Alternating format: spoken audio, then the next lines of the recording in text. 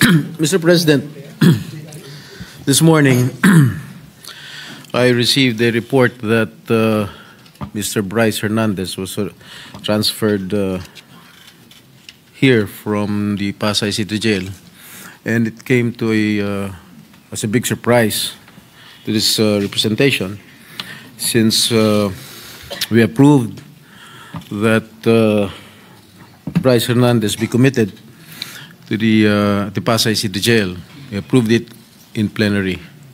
Mr. President, last Tuesday, when he appeared before the TRICOM at the House Committee, at the House of Representatives, the opening statement, if my memory serves me right, of Mr. Bryce Hernandez is that, pwede ba dito na lang ako makulong? Ayoko pong bumalik sa Senado dahil merong mga senador na involved dito sa flood control. And much to my surprise, he mentioned this representation together with Senator Joel Villanueva. After his testimony, full of lies, according to the Senate President, he talked with the Speaker of the House, and they reached an agreement that he be committed at the PNP Custodial Center. But when I discovered that when he was at the PNP Custodial Center, not one OSA member was guarding him there. Ni isa sa mga OSA na dapat meron tayong physical custody of that person. Wala nang pakialam ang pulis dyan eh. Tayo na ang may physical custody. Pero nasaan? Nasaan ang nagagwardya sa kanya doon? Eh kung biglang tumakas yun, biglang pinatakas ng pulis yun, paano na? So after that, nagdesisyon po tayo here, plenary, that we commit him at the Pasay City Jail. And everybody approved of it. When I made my motion, sinigundahan ni Majority Leader Senator Mig Zubiri, and no one objected. At ang sabi dito, I got hold of this letter from the lawyer of Mr. Bryce Hernandez. Third to the last paragraph. We appeal for this because today there is renewed faith. Ito, September 15, today. Under your leadership, Senate President Soto, and with Chairman Lacson's stewardship of the Blue Ribbon Committee, there is assurance that the Senate will stand not only as a body of discipline, but as an exemplar of fairness. Mr. President, noong Tuesday, sabi ni Bryce Hernandez, ayaw niya rito. Kayo na po ang Senate President noon. Bakit ngayon sasabihin itong abogado niya, there is renewed faith? Bakit nung sinabi ni Bryce Hernandez, Senate President po kayo, wala ba siyang faith sa inyo noon nung nagsalita siya? Noong Tuesday, na ayaw niyang bumalik dito sa Senado? Bakit ngayon niya lang sasabihin na meron siyang renewed faith? Bakit lagi natin sinusunod ko ano gustong kapritsyo ni Bryce Hernandez? Gusto niya malipat sa ano? Ayaw niya rito. Nilipat niyo sa custodial. Nung nilipat natin sa Pasay, gusto niya naman ngayon malipat dito. Ano ba talaga?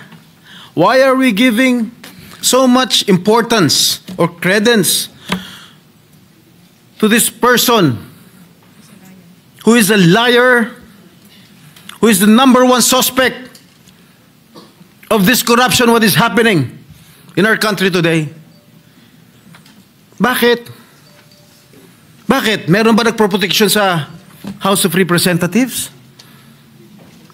Bakit nung nag-hearing ang Blue Ribbon Committee po, nung si Congressman Marcoleta pang chairman ng Blue Ribbon, nagbanggit si Diskaya, ilang congressman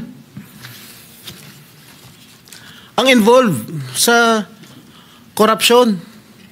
Pagdating nung kinabukasan, Hindi na front page. Hindi masyadong pinag-usapan. Nung si Bryce Hernandez na, nagbanggit ng 2 senador, front page na kaagad kami. Kahit hindi totoo yung sinasabi niya, na walang basihan. 30% commission daw. Ang putang ina. I'm sorry. Strike that from the strike out from the record. Which part? I'm sorry. The phrase is stricken off the record. How can I demand 30%? What is his basis, Mr. President? Pagkatapos niyan, wala na, kumalat na. Front page na sa lahat ng mga newspaper of general circulation. Lahat na. Masama na kami ni Joel Villanueva. Sa social media, everything, lahat. I've been there. Kaya pinag-iingatan ko pangalan ko. Why should I do such a thing, Mr. President? Why? I will never do such thing, Mr. President. Porket ba I'm actively participating in the Blue Ribbon Committee? Porket ba matapang ako magtanong? Ako na kaagad ang target nila? Bakit? I'm just doing my job as your senator. I have an oath to defend. I want to get all the bad crooks here in the government. That is my duty as your senator, Mr. President. Mr. President, sobra-sobra na. Lahat po kami apektado na. Even the Senate as an institution is also affected by the testimony of one habitual liar. Bakit paniniwalaan natin siya? Bakit yung mga yung sinigaw ng mga congressman? Bakit? Bakit hindi natin imbestigahan? Bakit yung mga senador ang iniimbestigahan? Ako, I'm open to any investigation. In fact, Mr. President, ngayon pa lang, kahit hindi pa nagko-comment sa Blue Ribbon Committee ni Senator Lacson, ngayon pa lang, I'm willing to sign any waiver to open my bank accounts. And that I'll put that on record. I don't know with Senator Joel. Maybe he will also conform with my idea. So, Mr. President, wag naman ganun. Bakit panay senador lang ang gusto nilang ipako sa krus?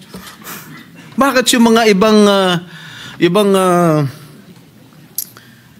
mga politiko? Dahil, porket masikat kami? Hindi naman yata tama yun. Pare-pareho lang tayo nasa gobyerno. Pare-pareho lang tayo naninilbihan dito. Yun lang po, Ginoong Pangulo. Maraming salamat po.